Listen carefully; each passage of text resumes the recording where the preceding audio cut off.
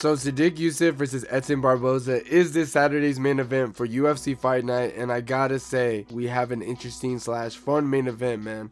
Now, I know we've seen a lot of underdogs win this year, which does make me a little bit skeptical, especially since this fight is hard to call. Now, I'm not gonna lie, I thought about it for a while. I watched a lot of footage on both, but I'm going with the man, the legend, Edson Barboza, and I believe he's gonna fraud check Sodiq Yusuff. And I'm going to go off topic for a bit, but I just want to say this really quick. Why do people say that Leon Edwards has the best aesthetic physique? Now, don't get me wrong, it's pretty good, but what about Edson Barboza? Look at those abs, the thighs. The dude's body looks like it was sculpted by the elder gods from Mortal Kombat.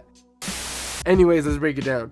Edson Barboza is a phenomenal striker. The dude has some of the most iconic anime type knockouts. My god, the dude's leg kicks are brutal. The same things can be said about the body kicks, the knees, the head kicks. If you give Edson Barboza enough space, you're gonna regret it. Just ask Dan Hooker.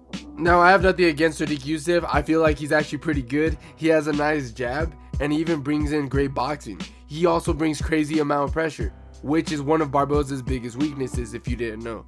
However, I just don't believe in him. I just don't believe that he can beat Barboza. I honestly think this fight goes something similar to Shane Burgos versus Edson Barboza, where Edson was shredding the legs of Shane and then go back on top for some vicious blows, especially since I rarely see Sodiq checking leg kicks. And people argue that Sodiq has a great chin, but every time the dude gets hit, his legs started to shake, and if that wasn't bad enough, the dude is coming back from a spine injury. Your back is broken.